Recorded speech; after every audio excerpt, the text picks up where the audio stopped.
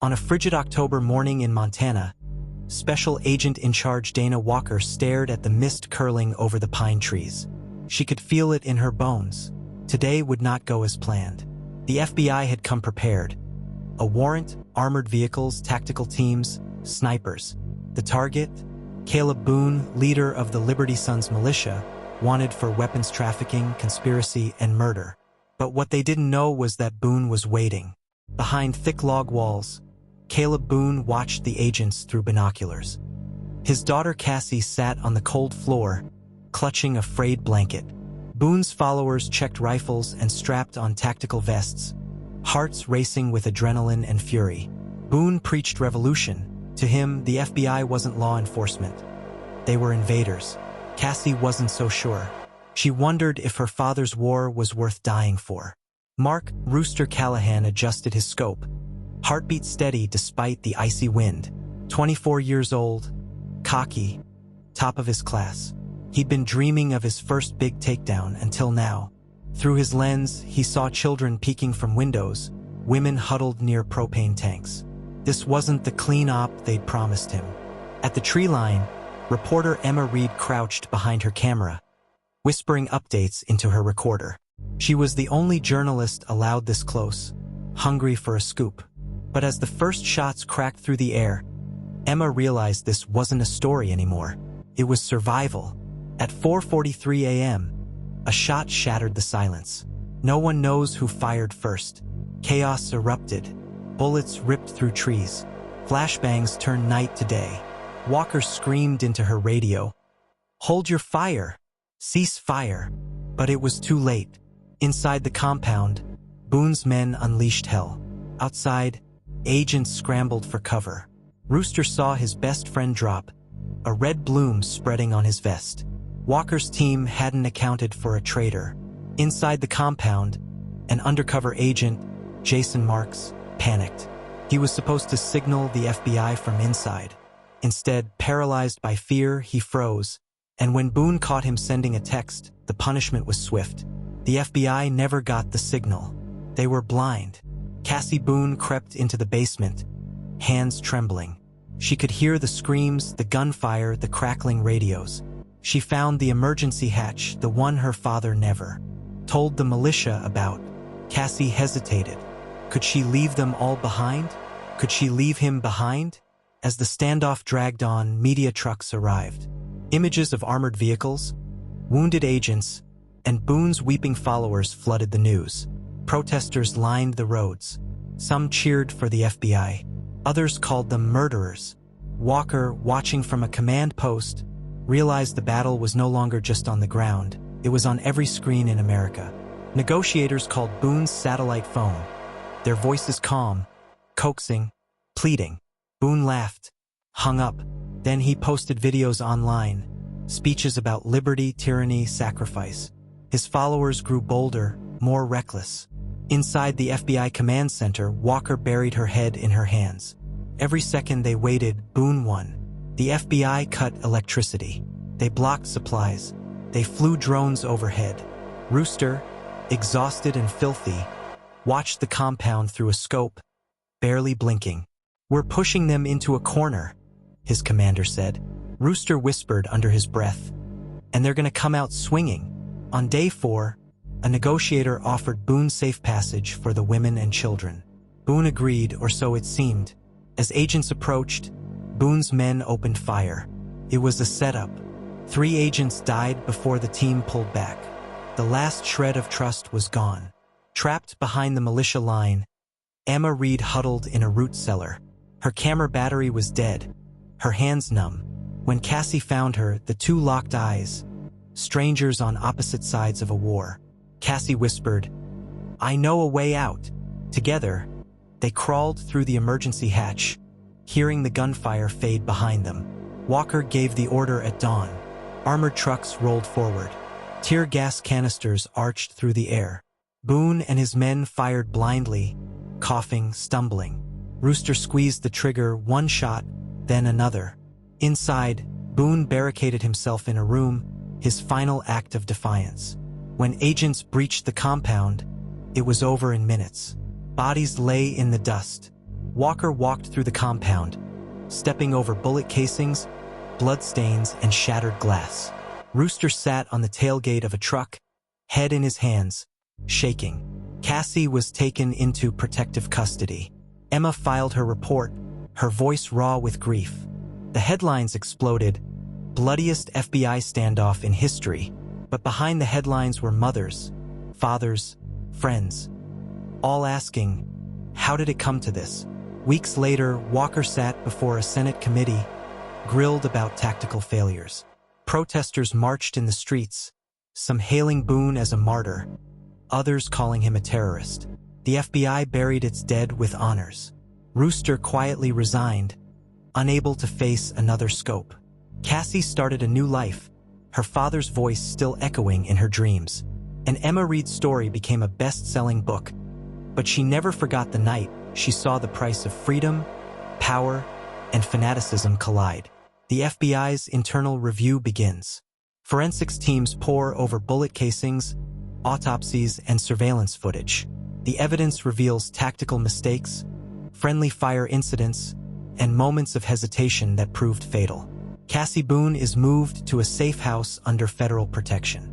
She struggles with nightmares, guilt, and the conflicting memories of her father as both protector and fanatic. She begins writing a secret journal. Emma Reed is invited to every major news show, but behind the cameras, she's falling apart. Anonymous threats flood her inbox. Her editor pressures her for more exclusive content, but Emma questions if she's profiting off a massacre. Mark "Rooster" Callahan is awarded a medal for bravery, but he can't stand the ceremony. Haunted by the faces he saw through his rifle scope, he begins drinking heavily and isolates from his team. Dana Walker is summoned before a Senate hearing. The questions are sharp, the media coverage brutal. As she defends her decisions, we see cracks in her composure and her growing doubts about the chain of command. Across the country, new Liberty Sun cells carry out attacks, sabotaging power grids, arson at federal buildings, armed marches. Boone's death becomes a rallying cry, and the FBI faces a widening domestic terror crisis. A mysterious package arrives at Emma Reed's newsroom. Raw video from inside the compound, shot by a militia member. The footage shows Boone's radicalization and moments that contradict the FBI's official timeline. Cassie is approached by a journalist offering a book deal. She wrestles with the idea of telling her story, torn between loyalty to her father's memory and the need to expose the truth. Rooster agrees to one final assignment, a covert operation to arrest a Liberty Sun's cell leader. The mission brings him face to face with the same ideology he fought in Montana, but this time something snaps inside him. Walker is approached off the record by a whistleblower inside the FBI who hints at buried intelligence reports, a possible mole, and a cover-up that reaches higher than she ever imagined. Emma's producers try to bury the lost tapes. Furious, Emma considers leaking the footage herself, risking her career to expose the government's hidden failures. In a stunning TV interview, Cassie breaks her silence. Her tearful confession captures national attention, but it also puts a target on her back from extremist supporters. The FBI scrambles to identify the insider who fed Boone's militia advance warnings. Walker leads a shadow investigation, uncovering chilling evidence of betrayal inside her own agency. As Emma's investigation airs, the country explodes in outrage. Public trust in the FBI crumbles. Protests erupt. Politicians demand resignations. Walker, Cassie, and Rooster all become unwilling public figures in a national firestorm. In a final cliffhanger, Walker receives an anonymous message, "It's not over." Meanwhile, Cassie disappears from protective custody. Emma is ambushed outside her apartment, and Rooster prepares for the deadliest chapter yet. Cassie Boone's disappearance sparks a nationwide manhunt. Did she run? Was she taken? The FBI is under fire for losing their key witness, and Dana Walker quietly fears an inside betrayal. Rooster quits the FBI. Drunk and volatile, he roams through Montana, haunted by visions of the compound and driven by guilt over Cassie's fate. But someone is watching him, someone from Boone's old militia. Outside her apartment, Emma is shoved into a van. A masked figure warns her to stop digging or face consequences. Shaken but defiant, Emma calls her producer. Run the story. All of it. Walker's investigation uncovers the mole, a respected FBI handler who fed intel to Boone for months. But as Walker prepares to arrest him, she learns the truth runs deeper. The mole claims he was ordered to keep the peace by higher-ups. Emma leaks the raw compound tapes and the mole's confession to an independent outlet. Overnight, she becomes both a media sensation and a government target. The FBI demands she hand over her sources. Rooster is followed by an ex-militia sniper seeking revenge. In a tense, snowy cat-and-mouse chase through the Montana wilderness, Rooster must summon the survival instincts he's tried to bury. Walker confronts FBI leadership, demanding answers. They warn her to stand down or face reassignment. Torn between loyalty and justice, Walker secretly copies classified files onto a drive. Cassie awakens in a hidden Liberty Sons bunker. The new leader, Boone's ruthless second-in-command, Jared Cole, tells her she's now the symbol of the revolution. Cassie realizes she's a hostage for propaganda. A Liberty Sons cell plants bombs at 3 federal courthouses. 2 are defused, 1 explodes, killing civilians. The FBI scrambles to control the chaos, and Walker knows they are losing the war at home. Emma secretly meets with Walker, offering to share her files if Walker promises to protect Cassie. They form an uneasy alliance, both knowing they're running out of time. Rooster returns alone to the ruins of the Montana compound, seeking answers. There, he finds a hidden room, filled with militia plans, surveillance files, and clues pointing to where Cassie is held. Jared Cole announces a live-streamed trial for Cassie, promising to execute her in 72 hours as revenge for Boone. The world watches in horror. The FBI prepares a desperate rescue. Determined to save Cassie, Rooster contacts Walker and offers to go undercover. Haunted and half-broken, Rooster knows it's a suicide mission, but it may be his only shot at redemption. Walker leads a Black Ops team to the Liberty Sons hideout, using Rooster as bait. Meanwhile, Emma broadcasts the story live, defying a government gag order and risking arrest. In a ferocious climax, the FBI raids the bunker. Rooster finds Cassie moments before execution, but chaos erupts. Gunfire, explosions, and casualties on both sides. As the dust clears, no one is sure who survived. The FBI combs through the ruins of the bunker. Bodies are recovered, but Rooster and Cassie are missing. A blood trail leads deep into the forest. Walker fears they didn't make it out alive. Emma broadcasts a live segment from the scene, defying federal warnings. As viewers around the world watch, she vows to uncover the full truth behind the standoff, even if it destroys her career. Deep in the woods, Rooster drags a wounded Cassie towards safety, pursued by 2 surviving militia snipers. Armed with only 1 bullet, Rooster sets a desperate ambush. Cassie, once timid and haunted, takes control. She fights off one of the militia attackers, saving Rooster's life.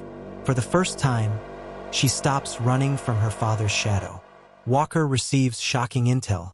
Her own deputy fed the Liberty Sons their escape routes. Confronted, the deputy turns a gun on her, and Walker is forced to make a deadly choice. Emma receives an anonymous tip. There's footage of the deputy's betrayal. She races to air it before the FBI can suppress it, setting off a political firestorm that rocks the bureau. Inside FBI headquarters, Walker uncovers a conspiracy.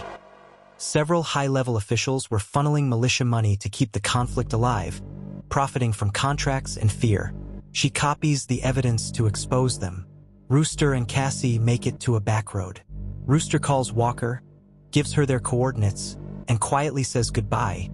He knows the militia will never stop hunting him. As helicopters close in, a sniper's bullet hits Rooster in the shoulder.